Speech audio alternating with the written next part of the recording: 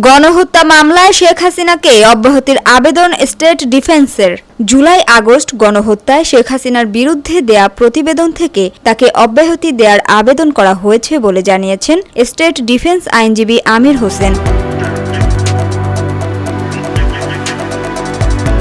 সোমবার বিচারপতি মোহাম্মদ গোলাম মুর্তজা মজুমদারের নেতৃত্বে গঠিত ৩ সদস্যের আন্তর্জাতিক অপরাধ ট্রাইব্যুনালে শেখ হাসিনা সহ ৩ জনের বিরুদ্ধে অভিযোগ গঠনের শুনানিতে এ আবেদন করেন তিনি। এ সময় স্টেট ডিফেন্স আরও বলেন, শেখ হাসিনা আন্দোলনকারীদের রাজাকারের বাচ্চা বলেননি, অপব্যাখ্যা করা হয়েছে।